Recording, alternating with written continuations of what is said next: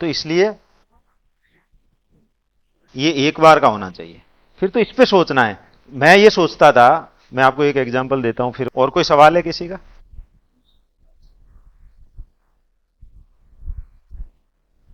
मेरा जब सिलेबस था, मेरे को याद है मैं एक बार जयपुर गया था, मैं यहीं पढ़ता था, तो यहाँ मेरे मिलने वाले एक सर थे, वो आजकल वो भी जयपुर हैं, राजस्थान है। तो मेरा हिंदी सब्जेक्ट रहा था। तो जब आरएस का मैं इम्तिहान की तैयारी कर रहा था, तो हिंदी में मुझे कुछ गाइडेंस की जरूरत थी। कोचिंग है तो थी भी नहीं, रेगुलर कोचिंग की मुझे जरूरत भी नहीं थी भी नहीं, यहाँ दोनों बातें। और सही गाइड कर सके ऐसे लोग भी नहीं थे, कम थे बहुत। तो कर रहे थे, कुछ टीचर थे यहाँ एक दो, वो फिलॉसफी वगैरह में। हिंदी में मुझे जरूरत थी, तो मैंने उन सर से पता किया। तो जयपुर में उन्होंने एक सर थे भट्ट साहब करके, मुझे उनका पता लगा कि वो अच्छे हैं। तो मैंने सर को बोला कि सर उनसे मेरे को मिलना है, कैसे पॉसिबल है कि आप जान? तो उन्होंने कहा हाँ, वो तो उनके भाई आईपीएस हैं, वो अपने बहुत ही अच्छे मित्र हैं, और वो भी घर आते जाते रहते हैं। उन्होंने मेरे लिए उनसे बात करके, तो टाइम भी बहुत मुश्किल से देते थे ऐसे लोग, तो उन्होंने मुझे बोला कि उसको 2 दिन के लिए, 2 घंटे के लिए भेज देना, सुबह 9 से 10, 1 घंटा आज 1 घंटा कल, 2 दिन का टाइम दिया। तो मैं अजमेर से जयपुर गया उनसे मिलने के लिए, और जयपुर जाने से पहले मैंने 3 महीना उसकी तैयारी की। जयपुर ऐसे ही नहीं गया कि सर हिंदी सब्जेक्ट है, ऐसे तैयार हूँ, ये एग्जाम दिया है, ये जानता हूँ, क्या करूँ। मैंने क्या किया, मेरा जो सिलेबस था उसके अकॉर्डिंग मैंने खुद ने पुराने पेपर लिए, एक तो 2 बार के आरएस के, उनको सॉल्व किया खुद ने बैठ के। फिर खुद ने पेपर बनाया, उसको सॉल्व किया, पूरा से देखा सिलेबस वगैरह। फिर उनके पास गया कि सर ये तो सिलेबस है, ये किताबें मैंने पढ़ी है, और ये 2-3 मैंने पेपर लिखे हैं, ये मेरा स्टैंडर्ड है अभी, अब आप देखिए कि मैं क्या करूं।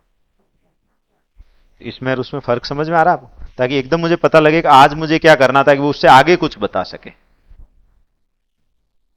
तब उन्होंने उनको देखा, चीजें चेक करी, बताया ये तूने ठीक लिखा है, यहाँ तुझे ऐसे करने की जरूरत है। उनको देखते देखते, इसमें तुम इस किताब को थोड़ा और पढ़ सकते हो, इस टॉपिक के लिए इस किताब को और देख सकते हो। उन्होंने कुछ और नाम बताए।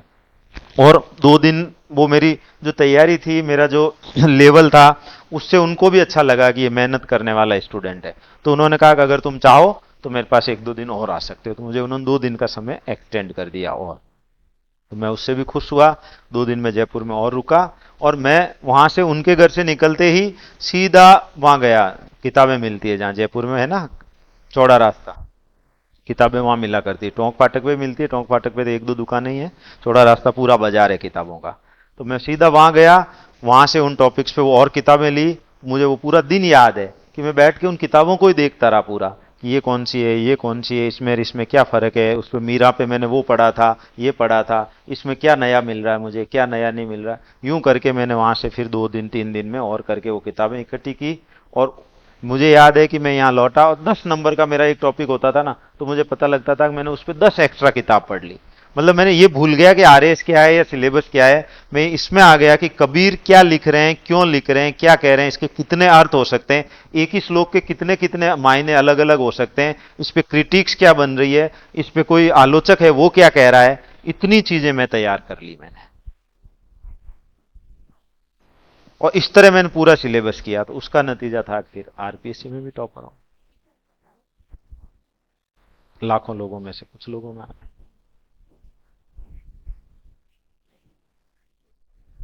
लेकिन क्लियर था कि मेरे जीवन में भी ये क्लियर था, कंफ्यूजन हटाता गया, ये इसमें नहीं जाना, इसमें नहीं जाना। फिर आरएस का आ गया, फिर आगे भी तय था कि आरएस का हो जाएगा तो करना है तो आरएस करना, नहीं तो फिर जीवन में कुछ और। कंफ्यूजन कुछ भी नहीं था। तो आप भी इतने तो हट्टे कट्टे हैं आराम से कि अपनी रोटी तो कमा ही सकते हैं, मजदूरी करके भी कमा सकते हैं। ड्राइविंग, मैं ड्राइविंग करना सीख गया था जल्दी में, गांव में ट्रैक्टर था तो वो चलाते चलाते, तो मुझे ये कॉन्फिडेंस था कुछ भी नहीं होगा तो मैं अपनी टैक्सी चला लूंगा किसी की, और फिर अपनी टैक्सी खरीद कर अपना जीवन यापन कर लूंगा। एक थर्ड ग्रेड मास्टर जो कमाता है उतना पैसा तो मैं किसी भी तरह कमा लूंगा, तो डरना क्या है जीवन में? ज्यादा से ज्यादा यही तो होगा, नहीं बनेंगे। तो डर हटाना पड़ेगा। डरते रहे तो कुछ भी नहीं होगा, कंफ्यूज रहे तो कुछ भी नहीं रहे। तो क्लियर रखें एनर्जी को, अपनी चीजें फिक्स करें। अभी आप आज मेरे कहने से ये करिए, जितने लोगों को मेरी बात ठीक लगी हो, मुझसे अभी किसी को मिलना हो पर्सनली, मैं नीचे हूं, मिल लीजिए। फिर आपका फोन कोशिश करिए कि बंद रखें, अगले 2-4 घंटे कोई पहाड़ नहीं टूटेगा, कोई राजनीति अस्त व्यस्त नहीं होगी, कोई रशिया में गड़बड़ नहीं होगी, यूक्रेन युद्ध में नहीं पलटेगा, मोदी जी यहीं के यहीं रहेंगे, कोई गड़बड़ नहीं होगी। लेकिन आपके साथ बहुत बड़ा फर्क हो सकता है कि आप यहां से सीधे कहीं अब जाइए, घंटे 2 घंटे खुद के साथ बैठिए, किसी बगीचे में जाके बैठ जाइए, अच्छा तो ये रहेगा। 2 घंटे 3 घंटे सोचिए कि मुझे मेरे जीवन में अब क्या करना है, कैसे करना है। फिर जो बातें आपको ठीक लगे, कुछ बातों को नोट करिए, और फिर उसके हिसाब से आप 2 4 दिन इस पे सोचिए, प्लान करिए, और उसमें फिर कहीं जरूरत लगे हमारी, तो आप हमसे कांटेक्ट कर सकते हैं। मेरे से भी मिलना हो तो मैं यहाँ मिलता हूँ सुबह, सर टाइम बता देंगे, प्रेम सर, इनसे टाइम पूछ लें, ऑफिस का नंबर ले लें। ब्रोशर सबके पास है, आप लोगों के पास? यहाँ का ब्रोशर ले जाए, नहीं तो अभी ब्रोशर दे देना सबको, उसमें नंबर भी है।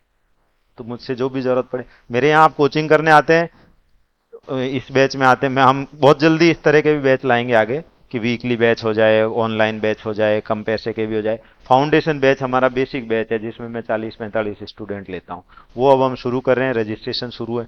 जिसको पढ़ना है तो उसमें आ जाए, 1 तारीख से वो बैच शुरू हो रहा है, ठीक है ना। तो यहाँ तो पूरा का पूरा हम इसी पैटर्न पे, इसी तरीके से पढ़ा रहे हैं और यही काम कर रहे हैं। फिर भी कोई कोचिंग में नहीं आना चाहे, नहीं आ सकता ऊपर से, तो भी हमसे मिलना चाहे, संपर्क में रहना चाहिए, हमारे लिए वही बात। लेकिन इतना गारंटी है हमारी 2 3 चीजों की, कि अगर आप आते हैं, 12 महीने यहाँ पढ़ते हैं, आपकी तरफ से पूरा सपोर्ट मिलता है। और आपकी सपोर्ट का भी एक ही पैमाना है, कि एटलीस्ट आपकी बैच में उपस्थिति 90% या उससे ज्यादा रहनी चाहिए। रेगुलर तो आप रहेंगे जब भी सीखेंगे ना।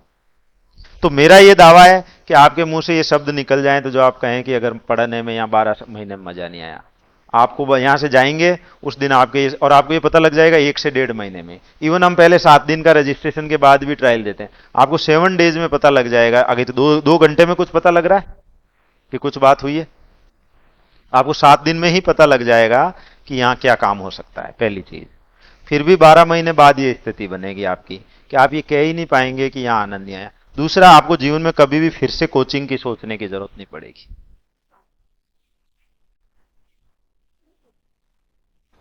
और वरना आप देखना, मैक्सिमम स्टूडेंट पिछली पटवारी की वैकेंसी आई जब भी तैयारी कर रहे थे, फर्क क्या करते हैं, पिछली बार पराग की गाइड लाए थे, तो इस बार वो कुछ और ले आते हैं, अरियंत की ले आते हैं।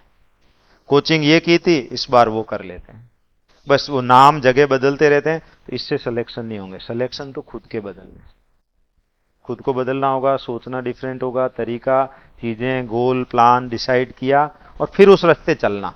फिर चलने लगे, फिर सोचना बंद।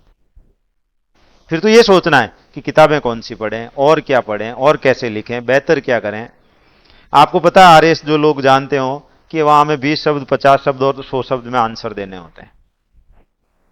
और मैंने 2 क्वेश्चन के आंसर लिखे थे। कितने? 2 क्वेश्चन ओनली, एक 20 शब्द का और एक 50 शब्द का, कि सामने क्वेश्चन है। और मैं फिलॉसफी में एमए किया हुआ, फिलॉसफी के क्वेश्चन की बात बता रहा हूं। फिलॉसफी में एमए था, फिर आरएस में मेरा एक सब्जेक्ट फिलॉसफी था।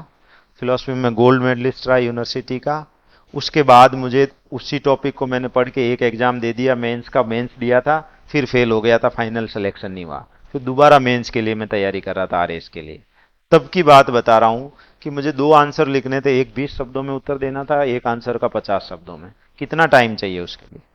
और किताब वगैरह देख के कि मैं अच्छे से आंसर कैसे लिख लूं, कितना टाइम लगना चाहिए?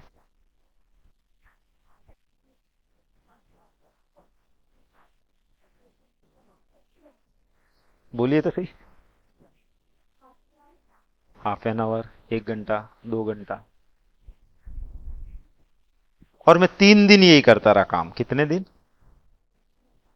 लिखता, फाड़ देता, लिखता, फाड़ देता, लिखता, फाड़ देता। 3 दिन बाद मैं उस आंसर को लिख के लेके गया, और फिर मैं टीचर ने फाड़ के फेंक दिया कि क्या बकवास लिख के लाया। फिर मैं 3 दिन तक वही लिखता। फिर उन्होंने कॉपी देखी, कहा ठीक है। लेकिन हाईएस्ट मार्क्स थे मेरे आरपीएससी में, फिलॉसफी में। वो उसी का ही नतीजा था, उन 3 दिनों में मैं सीख रहा था। और ऐसे 3 दिन नहीं, मैंने कई दिन बिताए। 16 महीने तक कंटिन्यू मैंने ऐसी स्टडी करी, जब मेंस का एग्जाम होने वाला था।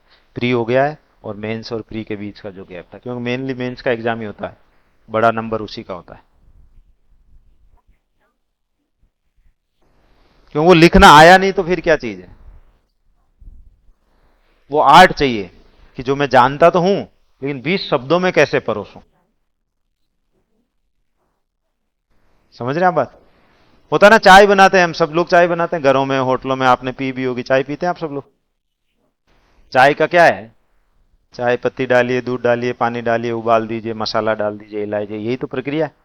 कोई अलग नहीं है, सब यही करते हैं। लेकिन आपने देखा कि कहीं कहीं चाय ऐसी मिलती है, बहुत रेयर मिलती है, अजमेर में भी एक दो जगह ऐसी है होटल, कि वहां की चाय पी लो तो बात ही कुछ और है।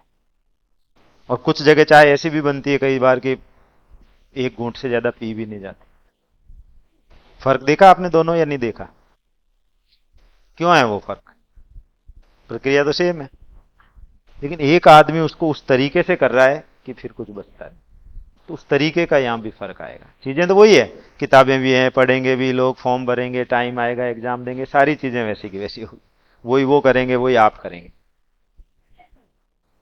लेकिन ये जो बीच की चीजों में फर्क करेगा, उस आदमी का सिलेक्शन हो जाए।